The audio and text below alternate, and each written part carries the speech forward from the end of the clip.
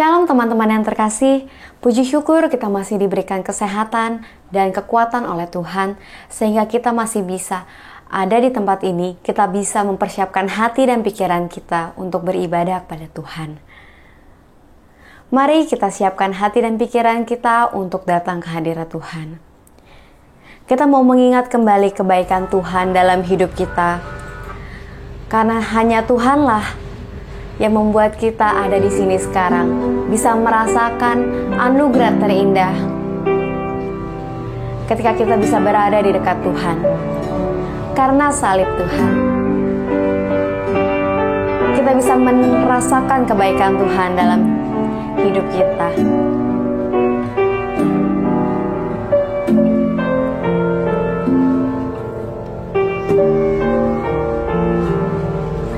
Hanya Kau Tuhan di hidupku.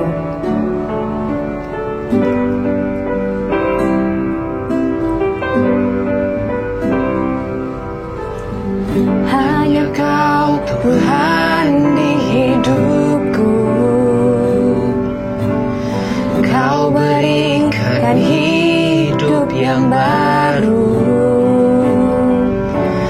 Darah-Mu menyucikan, pulihkan hatiku. Ku nyatakan Kaulah segalanya. Engkaulah sumber pengharapan. Kuasa-Mu sanggup menyembuhkan. Jiwaku pun berserah hanya kepadamu. Yesus, Kaulah segalanya. Karena salib-Mu ku hidup. Karena salib-Mu ku menang. Engkau yang berkuasa, sanggup untuk melakukan mujizat-Mu. Karena salib-Mu ku hidup. Karena salib-Mu ku menang. Engkau yang berkuasa, sanggup untuk melakukan mujizat-Mu di hidupku. Engkaulah Tuhan sumber pengharapan. Engkaulah sumber pengharapan. Kuasa-Mu sanggup menyembuhkan. Jiwaku pun berserah hanya kepadamu. Yesus, Kaulah segalanya. Karena salib-Mu ku hidup. Karena salib-Mu ku menang. Engkau yang berkuasa, sanggup untuk melakukan mujizat-Mu. Karena salib-Mu ku hidup. Karena salib-Mu ku menang.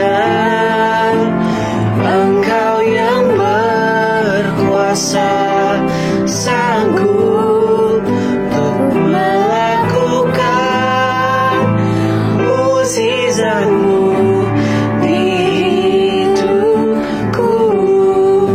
Karena salib-Mu, Karena salib-Mu ku hidup. Karena salib-Mu ku menang.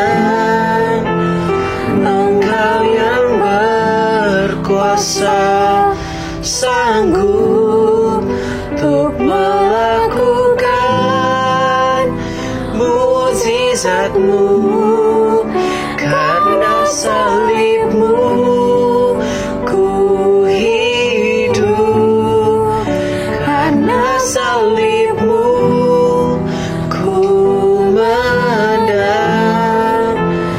Engkau yang berkuasa, sanggup untuk melakukan mukjizatmu di hidupku.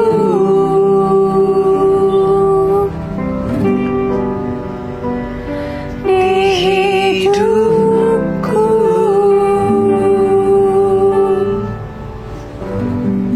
Mari kita satu di dalam doa.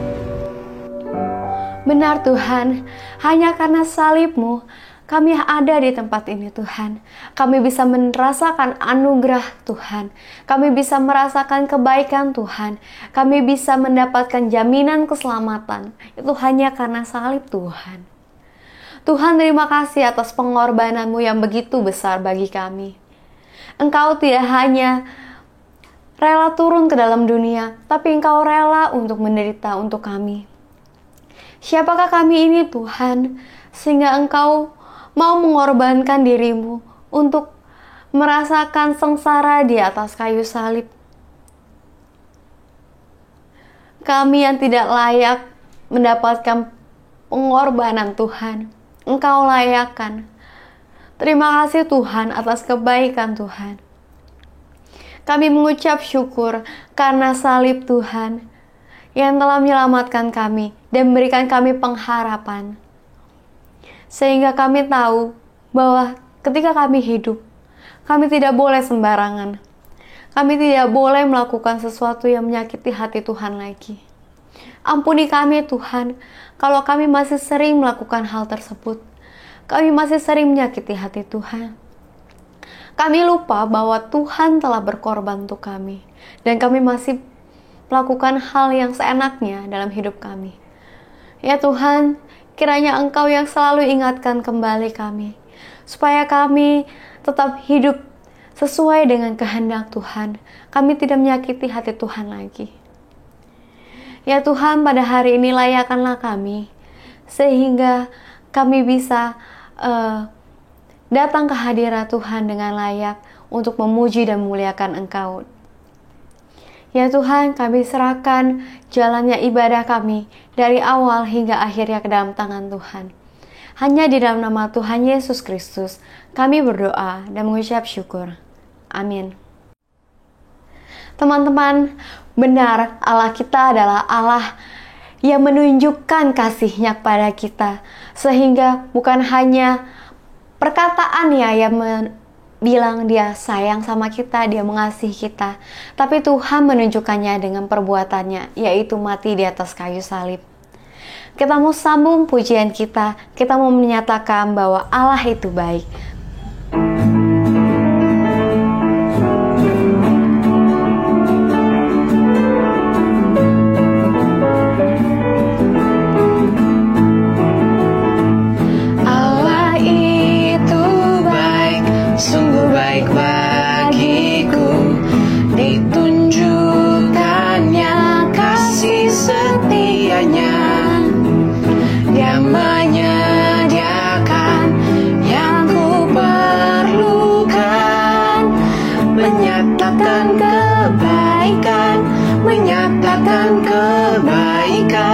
Menyatakan kebaikannya padaku,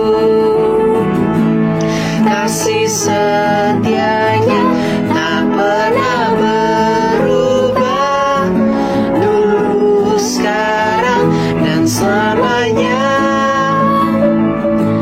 Ajaiblah kuasa dalam nama-Nya, Yesusku luar biasa. Amin. Allah itu baik. Allah itu baik, sungguh baik bagiku. Ditunjukkannya kasih setianya, Dia menyediakan yang ku perlukan, menyatakan kebaikan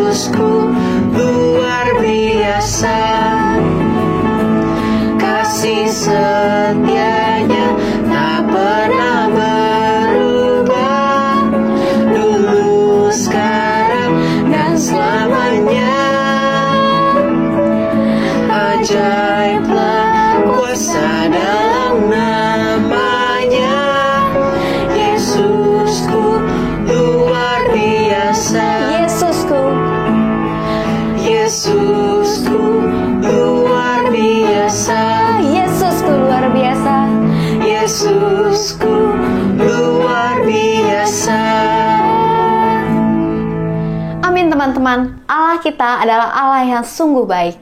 Allah yang mengorbankan dirinya di kayu salib.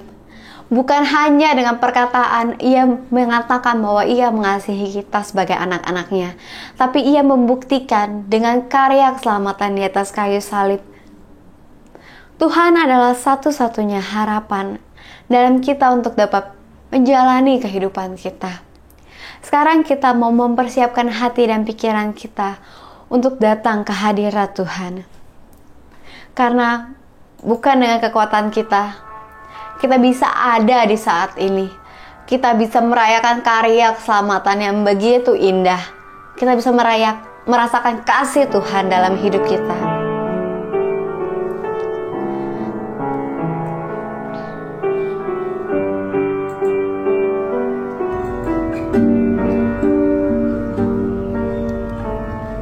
Bukan dengan kekuatanku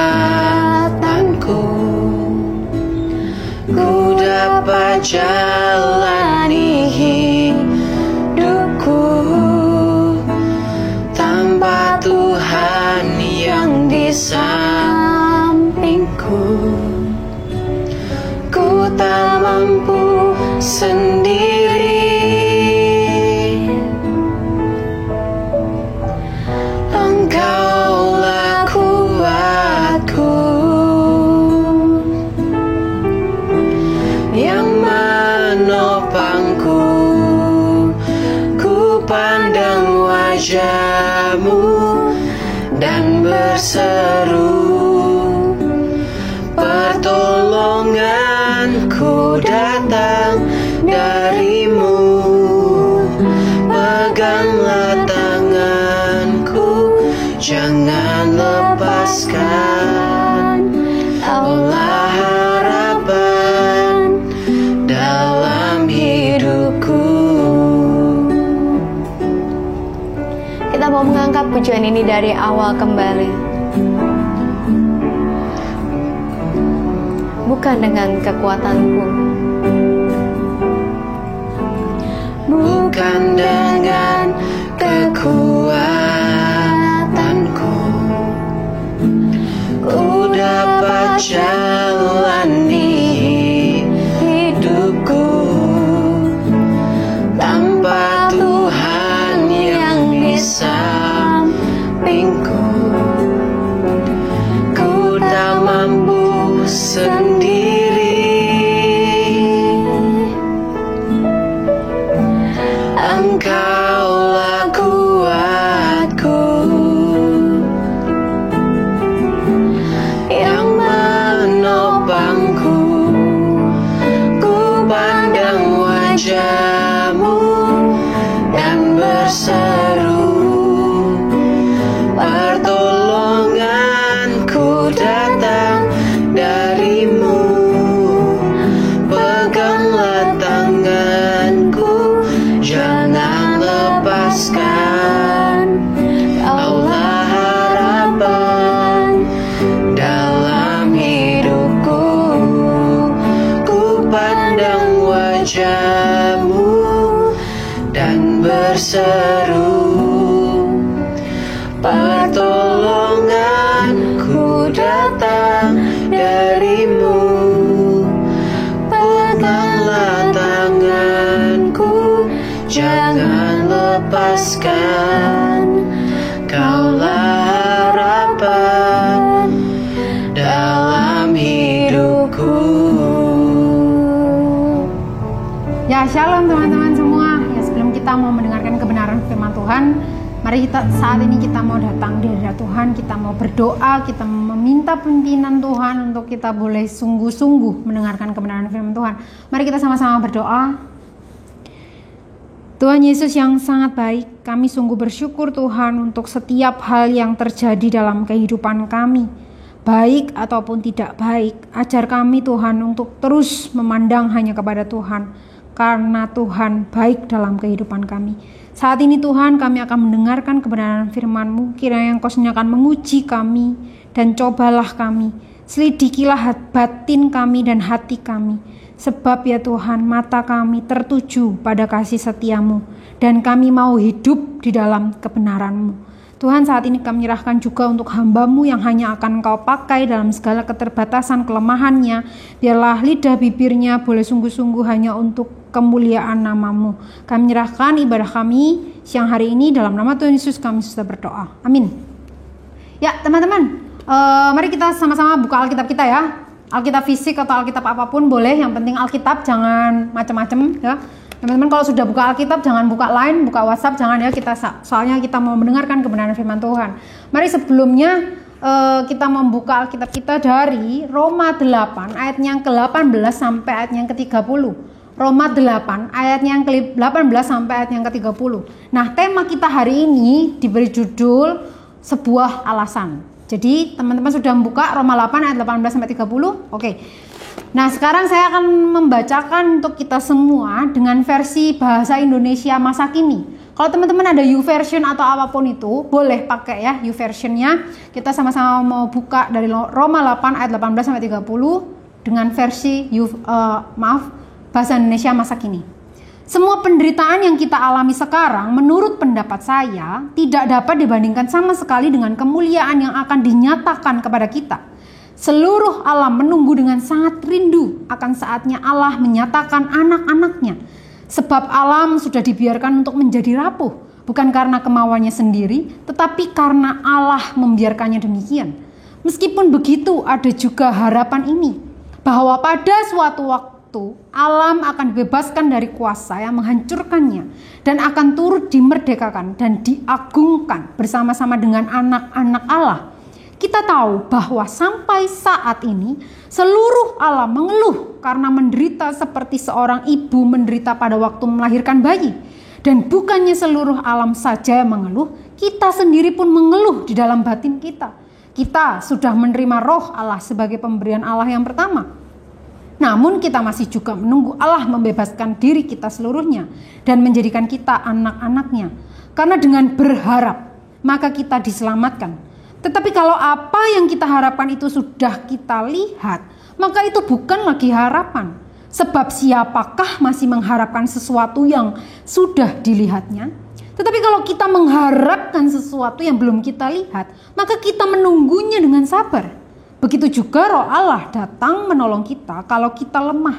Sebab kita tidak tahu bagaimana seharusnya kita berdoa. Roh itu sendiri menghadap Allah untuk memohonkan bagi kita dengan kerinduan yang sangat dalam sehingga tidak dapat diucapkan. Maka Allah yang mengetahui isi hati manusia mengerti kemauan roh itu.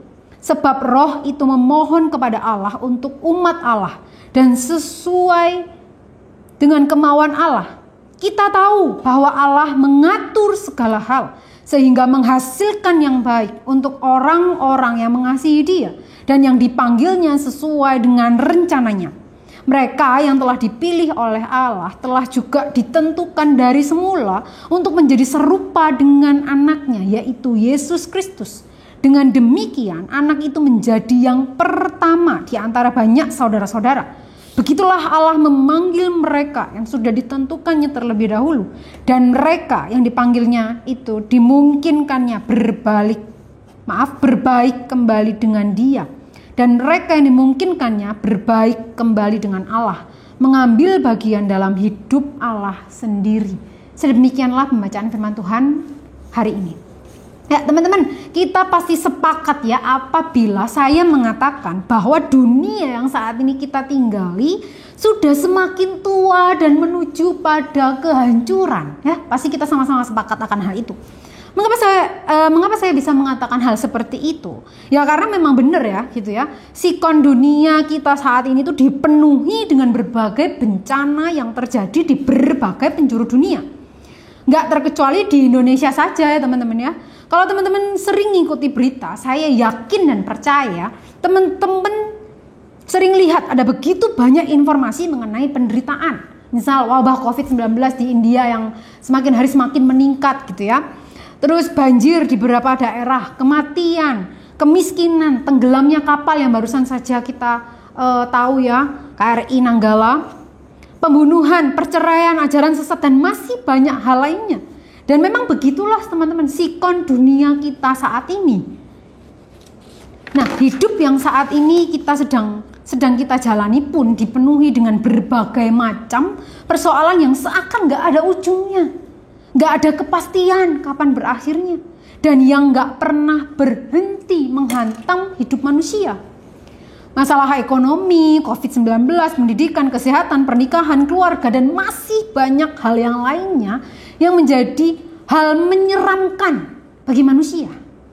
Manusia seakan terjepit dan gak mampu melepaskan diri untuk setiap hal yang terjadi dalam kehidupannya.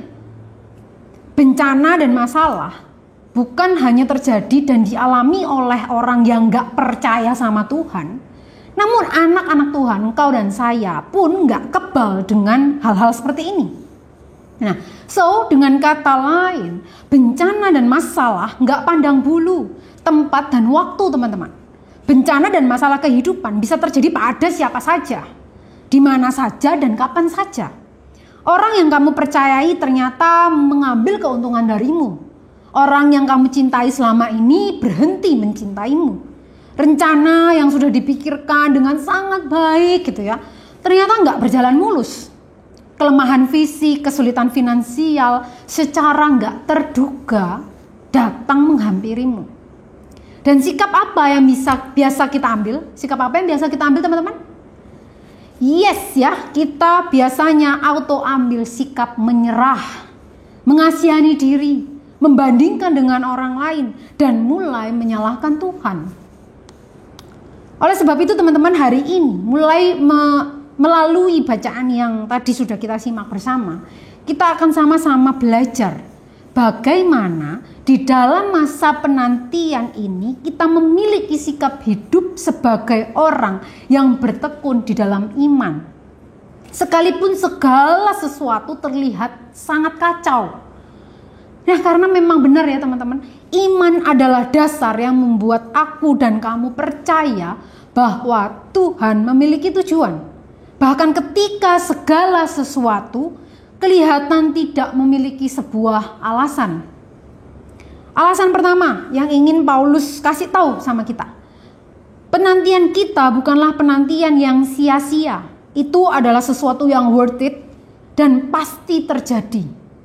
Nah teman-teman, kalau kalian lihat ya ayat 17 sebelum perikop yang tadi kita simak bersama, Paulus tuh berkata dengan jelas bahwa anak-anak Allah akan mewarisi kemuliaan Kristus di masa yang akan datang jika mereka menderita bersama-sama dengan Dia pada masa sekarang. Nah itu artinya bahwa di dalam dunia anak-anak Tuhan, engkau dan saya itu nggak kebal dengan yang namanya penderitaan. Jadi jangan mentang-mentang gitu ya, oh aku anak Tuhan, aku gak akan mengalami penderitaan, aku akan selalu naik, gak akan turun gitu ya. Enggak ya teman-teman ya, anak-anak Tuhan pasti akan mengalami hal yang seperti itu. Nah teman-teman, dengan sangat menarik Paulus membagi teksnya menjadi dua masa. Masa sekarang dan masa yang akan datang. Paulus menggambarkan keberadaan dunia yang menderita dalam ayatnya yang ke-19 sampai 22. Di situ dikatakan bahwa masa sekarang seluruh makhluk telah ditaklukkan kepada kesia-siaan dan hidup dalam perbudakan kebinasaan. Nah, mereka mengeluh seperti wanita bersalin dan menderita dalam masa penantiannya. Lalu dibandingkan dengan masa yang akan datang adalah masa pembebasan, yaitu saat anak-anak Allah, engkau dan saya, dinyatakan gitu ya. Pembebasan itu dinyatakan oleh Allah.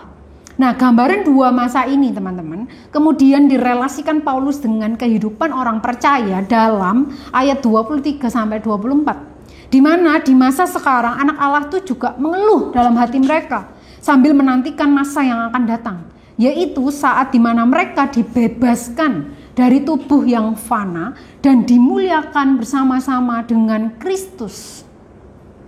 Nah, karena emang benar ya teman-teman ya, di dalam masa penantian ini aku, kamu, dan semua orang percaya lainnya akan menderita.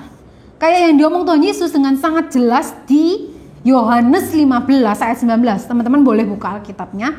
Kamu akan dibenci karena Tuhan Yesus. Kamu ya, saya dan kamu akan dibenci oleh dunia karena Tuhan Yesus. Dan Paulus menyaksikan teman-teman apa yang diomong Tuhan Yesus itu benar 100% bahwa kita tuh memang dibenci oleh dunia ini. Teman-teman bisa cek Alkitabnya di 2 Korintus 11 ayat yang ke-23 sampai 27. Di situ Paulus curhat, teman-teman ya, curhat.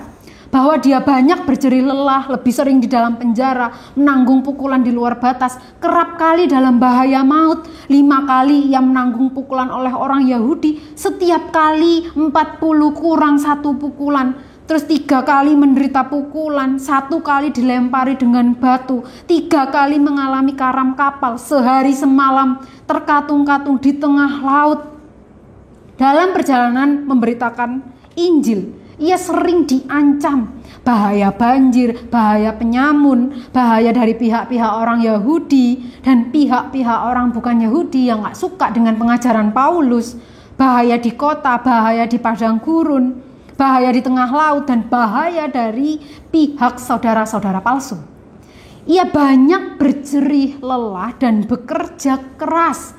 Kerap kali Paulus juga gak tidur, kelaparan, kehausan, kerap kali berpuasa.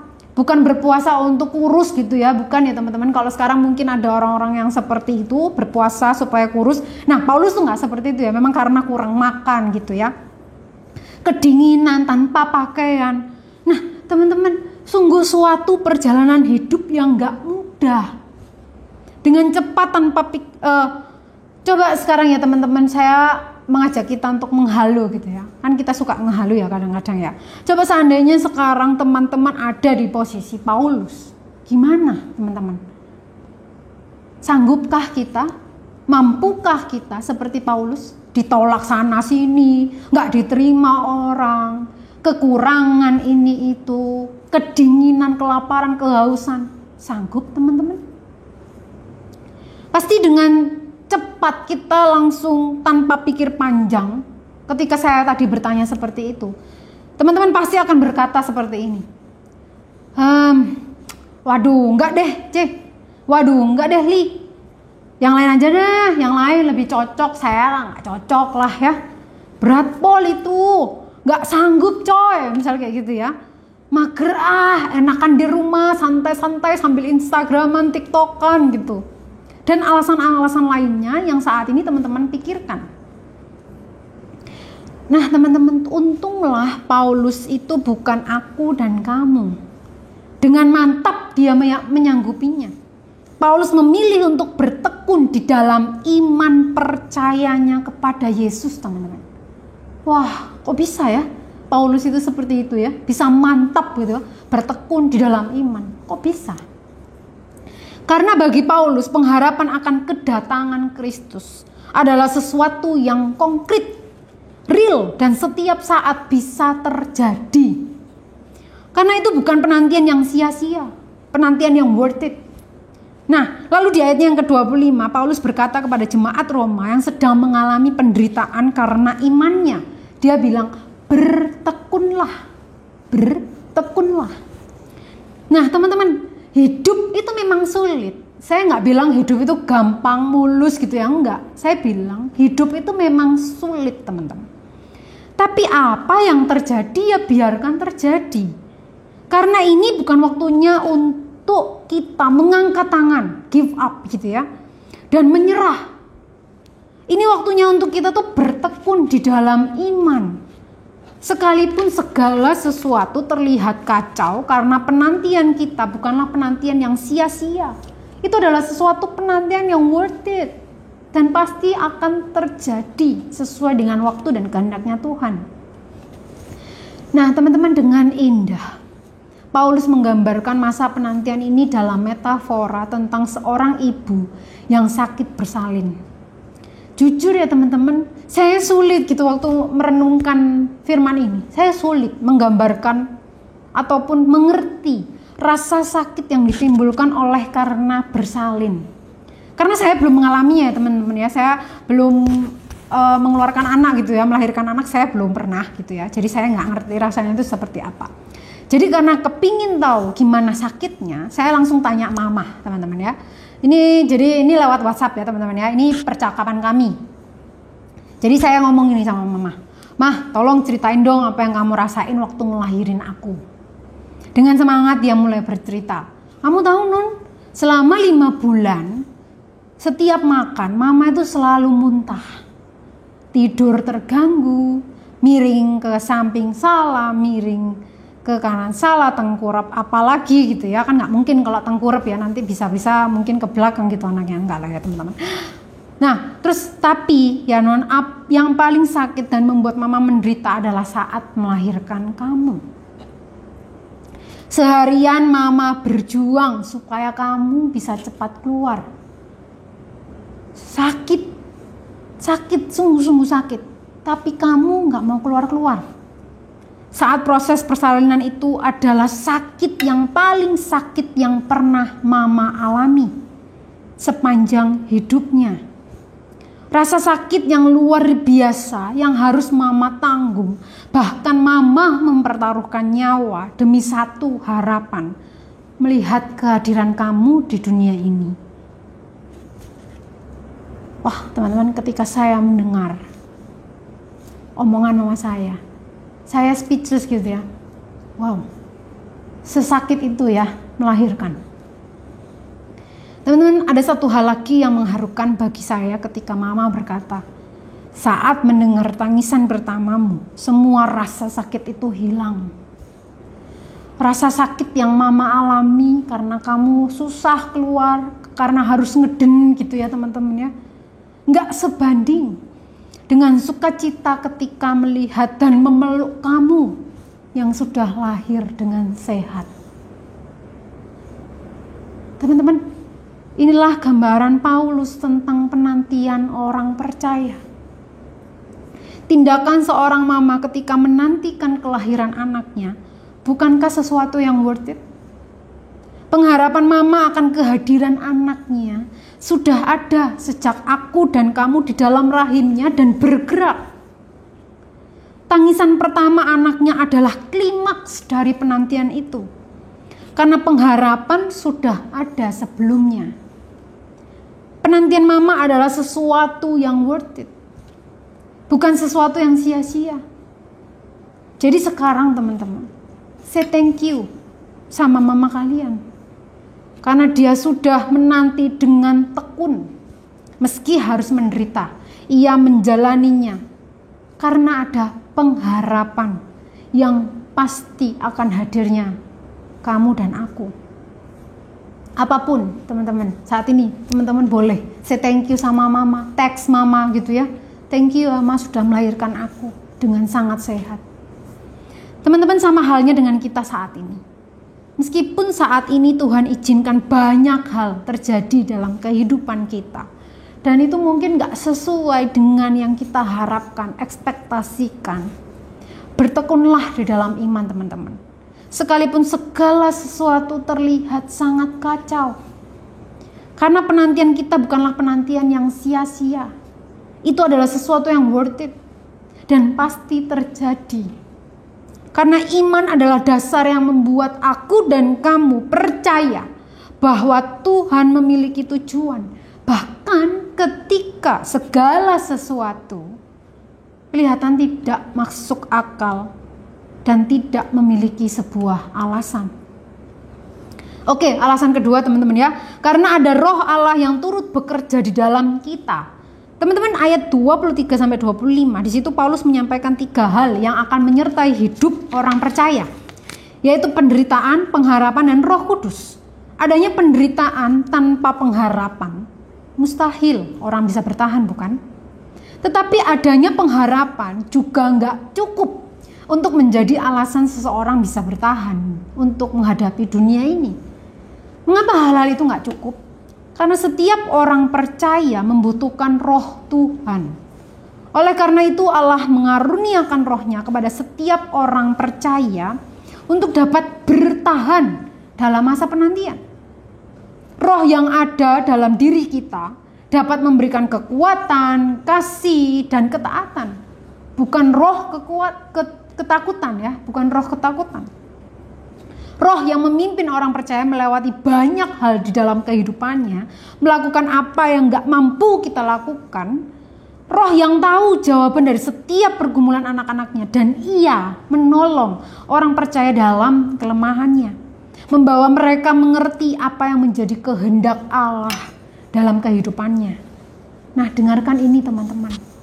Hidup memang sulit, Tapi Allah nggak akan membiarkan saya dan kamu bergumul sendirian. Hal ini jelas disampaikan Paulus dalam ayatnya yang ke-28. Bagi orang-orang yang mengasihi Yesus, Ia ada dan turut bekerja dalam segala sesuatu untuk mendatangkan apa? Kebaikan. Kebaikan yang gak mengacu kepada kenikmatan atau kenyamanan duniawi yang inginnya kita harapkan, kita capai. Tetapi kesesuaian dengan Kristus.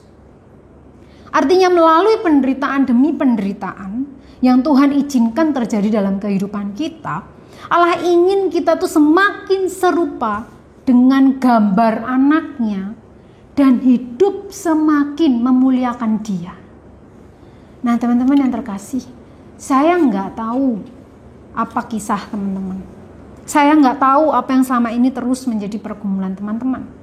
Saya nggak tahu perkataan apa yang telah diucapkan dan penghakiman seperti apa yang kamu dapatkan. Memang ada begitu banyak hal yang nggak saya ketahui teman-teman. Yang saya tahu hidup memang sulit.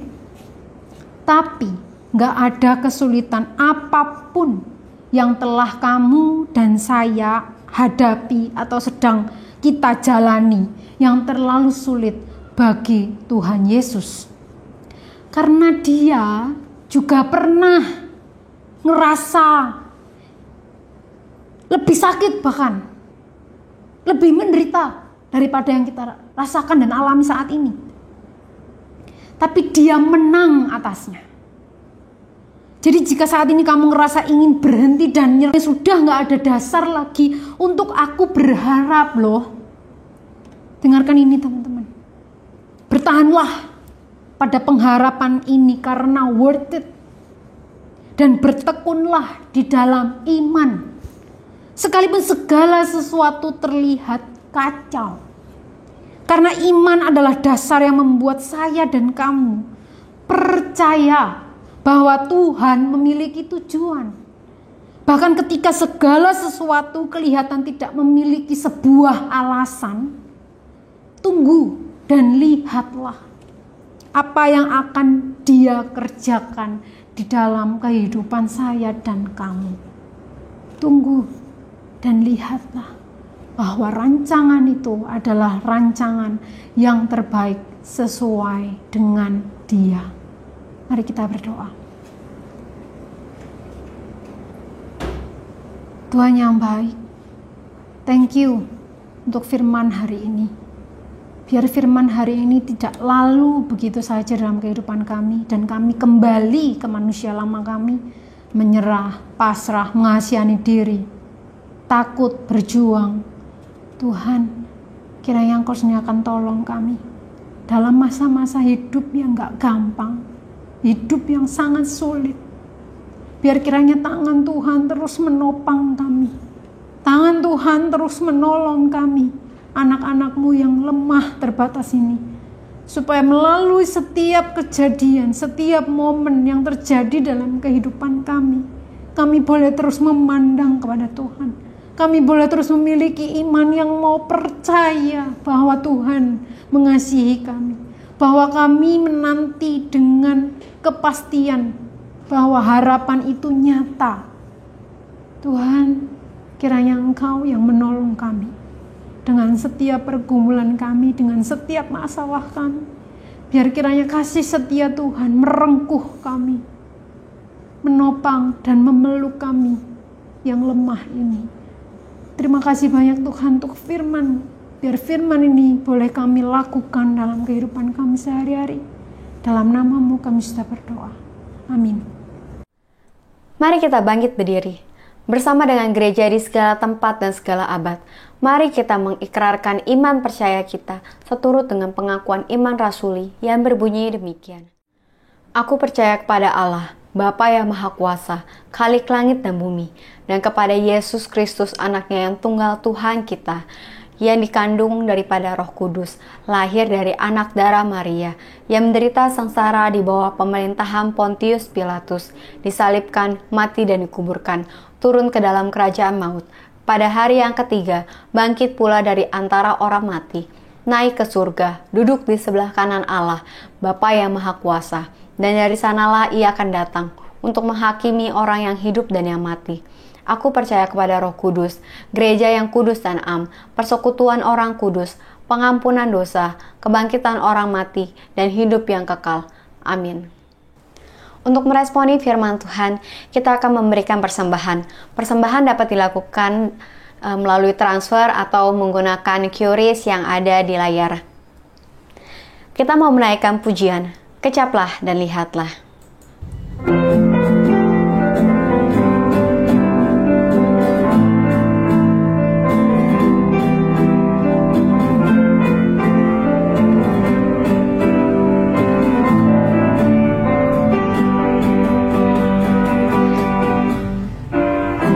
Kecaplah dan lihatlah betapa baiknya Tuhan itu.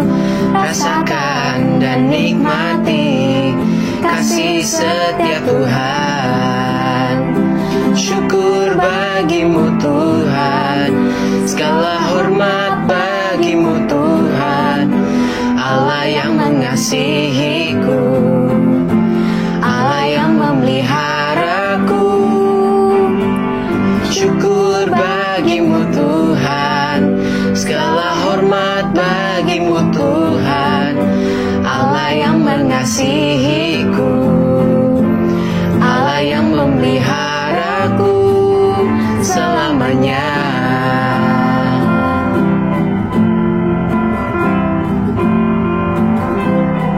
Mari kita satu di dalam doa. Terima kasih Tuhan atas setiap kebaikan Tuhan bagi hidup kami. Kami datang pada hari ini membawa persembahan kami yang terbaik. Kiranya Tuhan saja yang melihat hati kami, yang memberi dengan tulus hati. Ya Tuhan, kiranya persembahan kami ini dapat digunakan untuk memperluas kerajaan Tuhan. Hanya di dalam nama Tuhan Yesus Kristus, kami berdoa dan mengucap syukur. Amin. Selamat pagi Jemaat Youth GKI Bungur, GKI Bungur Pos Alam Sutra, dan siswa-siswi St. John. Hari ini kita bersama-sama akan mendengarkan warta hari Minggu tanggal 2 Mei 2021. Yang pertama, kami mengucapkan selamat datang dan bergabung bagi teman-teman yang baru pertama kali ikut di dalam ibadah Youth GKI Bungur. Dan jika teman-teman belum memiliki tempat ibadah yang tetap, kami mengundang untuk boleh bergabung bersama-sama dengan kami di ibadah Youth GKI Bungur yang diadakan setiap hari Minggu jam 10 pagi. Yang kedua, kami mengucapkan terima kasih kepada teman-teman yang melayani di dalam ibadah minggu ini dan kepada Evangelis Priscilla Atalia yang telah membawakan firman Tuhan. Kiranya Tuhan memberkati pelayanan kalian semua. Yang ketiga, untuk teman-teman remaja, minggu ini akan ada kelas KTB. Jadi jangan lupa untuk bergabung dengan teman-teman kalian di kelas KTB ya. Yang keempat, untuk teman-teman pemuda, kami mengundang untuk ikut di dalam kelas Komsel Pemuda yang diadakan setiap hari Selasa jam 7 malam melalui Zoom Meeting.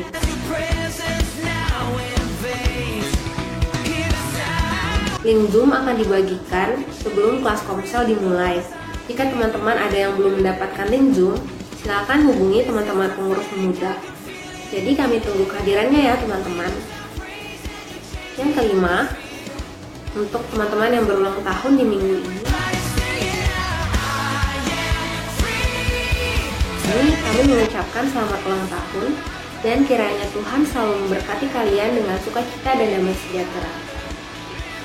Yang keenam, 2 minggu lagi kita bersama-sama akan merayakan HUT KR dan KP.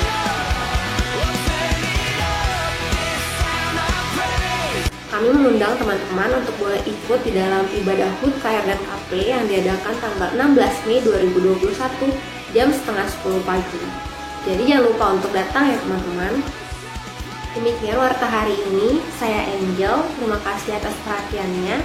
Sampai jumpa di ibadah minggu depan. Tuhan Yesus memberkati kita semua. Teman-teman, hari ini kita belajar bahwa segala sesuatu yang terjadi dalam kehidupan kita, itu Tuhan izinkan terjadi karena Tuhan memiliki alasan dalam setiap apa yang kita hadapi. Yang perlu kita yakin dan percaya bahwa Tuhan bukanlah Allah yang meninggalkan kita ketika kita mengalami kesulitan. tetapi Tuhan selalu ada bersama kita, baik dan buruknya kehidupan kita. Kita mau pulang dengan satu tekad dan kepercayaan bahwa Tuhan tidak pernah meninggalkan kita sendiri. Anugerah Tuhan selalu ada bersama dengan kita. Bersamamu Bapa.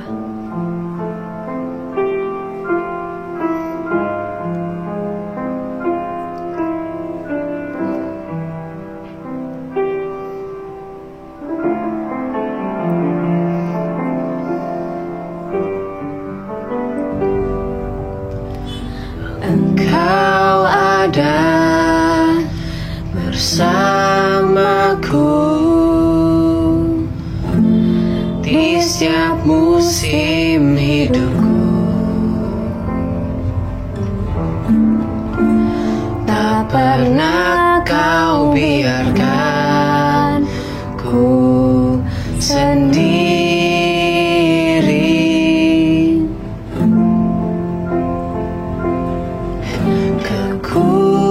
Kekuatan di jiwaku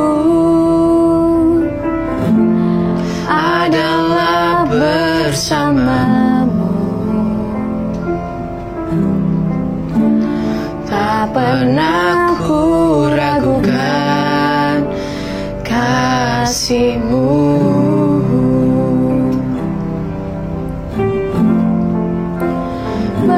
Bersamamu Bapa, ku lewati semua perkenanan-Mu yang teguhkan hatiku. Engkau yang bertindak, memberi pertolongan. Anugerah-Mu besar melimpah bagiku.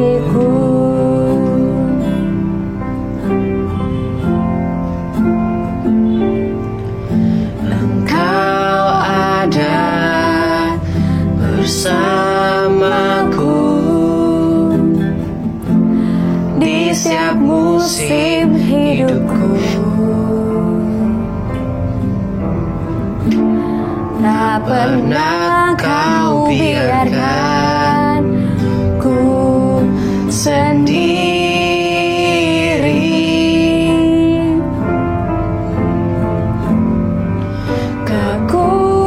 Kekuatan jiwaku adalah bersamamu. Tak pernah ku ragukan kasih-Mu.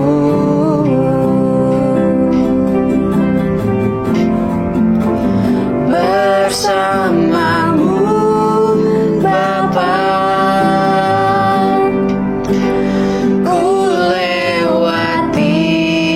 semua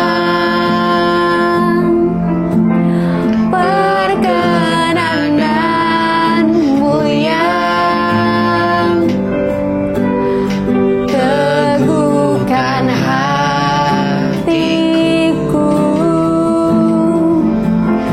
Engkau yang bertindak, memberi pertolongan. Anugerah-Mu besar melimpah bagiku.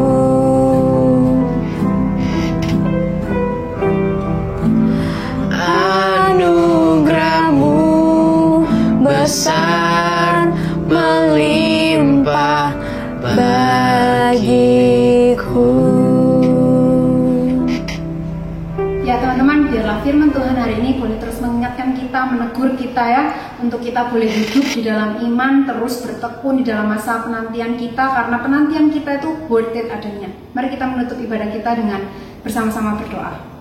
Tuhan Yesus yang sangat baik, kami sungguh bersyukur Tuhan untuk firman hari ini. Biarlah firman Tuhan hari ini tidak hanya kami dengar, tetapi kami lakukan dalam kehidupan kami sehari-hari, sehingga kehidupan kami boleh sungguh-sungguh beriman di dalam Tuhan, memiliki pengharapan, karena pengharapan Tuhan adalah worth it bagi kami. Kiranya Tuhan sendiri akan terus menopang dan menolong kami. Saat ini teman-teman, mari kita menerima berkat-Nya.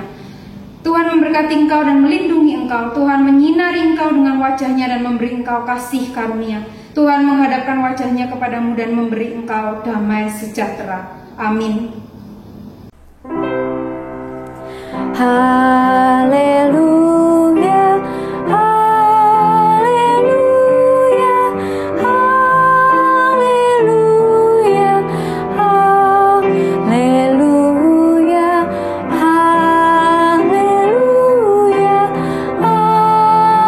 amin, amin, amin. Ibadah telah selesai. Selamat hari Minggu. Tuhan Yesus memberkati.